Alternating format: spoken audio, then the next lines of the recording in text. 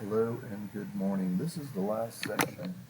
You were taught all of this before in geometry and maybe even in algebra 1, maybe even before that. But let's take a look here. What you need to do here is Pythagorean's theorem. And the way you do that is you see the box, color the box. These two touch the box. So one of these is A and one is B. And it doesn't matter which one. So we're going to say x squared plus 2 squared is equal to 8 squared. We're going to subtract 4, and we're going to take the square root, and that would be your answer. So the square root of 60, shift, square root, 7.7. And that is called Pythagorean's theorem. This is on your test, okay? Next one, slope. Well, you got to understand that this is your x and your y. Your x and your y. Go ahead and label that right now. Now, a lot of teachers say you got to go backwards. You can, you don't have to. I'm going to go this way. If you want to go backwards, go ahead. So it's going to be something minus something over something minus something. Copy that down. So mine is going to be 4 minus a negative 20. And then 7 minus 11. This is a double negative, so I get 24 at the top. This one right here, I think, is a negative 4. This 4 goes into that 6 times. A positive, there's one negative, so it's going to be a negative. And there it is. And that's how you find slope. You know, a lot of kids put these two at the top, and that's wrong. It's always the second one minus the second one. And then the first minus the first. All right, let's go to this. This is called similar triangles. You see how they're similar? They have to be proportional in order to do proportions. So I'm going to do the flat over the flat, and then the vertical over the vertical. Just like that. Notice that the arrows are going in the same direction. This is called a proportion. You're going to cross multiply. So it's going to be 5.5x is equal to 52 times 6.2. And then you're going to divide by 5.5. So get your calculator.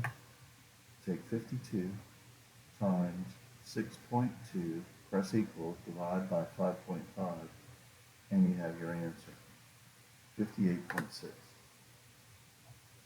Okay?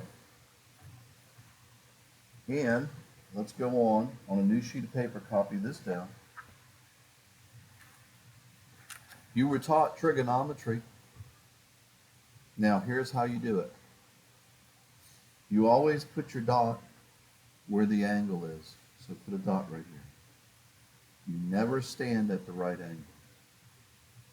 So if you look straight across, that is the opposite. Across from the 90 is the hypotenuse, and this one is the adjacent. You have to be able to label it correctly or you can't set it up. Now if you look, you have opposite is what you're looking for, and they tell you the adjacent. So opposite and adjacent is this one. See the O and the A? So that's going to be the tangent of 66 degrees is equal to the opposite over the adjacent. And then what you're going to do is put a 1 under here and cross multiply. So your answer is going to be 12 times the tangent of 66. You had this before, and you need to know it, okay? So I would do 66 tan times 12. Work backwards. I get 26.9, and I'm going to leave it like that. This one right here, you're standing right here. So this is still opposite, and this one is still adjacent. We need a right angle there, by the way. So it's going to be the tangent of angle x, which we don't know, is equal to the opposite over the adjacent. Draw a line. Now here you want to get x by itself, so you're going to divide by the word tangent. It's going to look weird, but so do some of us, right? So you're going to move the tangent up, and it becomes something called the arc, the inverse function. Whenever you look for the angle, it's called an inverse function. So look here, watch how you do it. Take 1 divided by 12, press equal, and then hit shift, and then press tangent, and that's going to get you down below here where the negative 1 is. So it's going to be 4.7 degrees. That's how you do that one. That's called an inverse function. Today's work is right here. If you get stuck, ask. Have a good morning. Let's turn our attention now to 7th period. Okay, so we could factor out a 3 right here, and we could factor out an x. The degree of this one is 3, and the degree of this one is 2. So the degree is higher. So the horizontal asymptotes should not exist. And you'll know when you use your graphing calculator.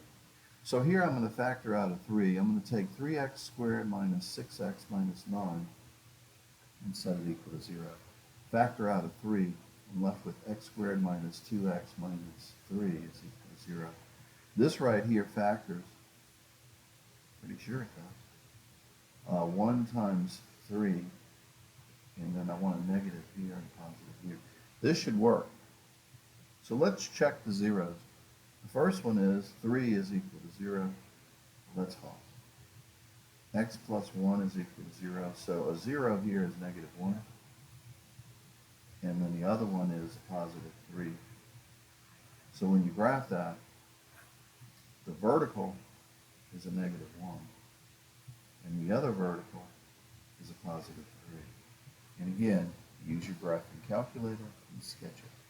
But I want to make sure you understand how to find the asymptotes. Today, you're working this right here. You do have a test this weekend. Make sure you remember that. If you need to, just copy this down. I plan on putting it on Canvas.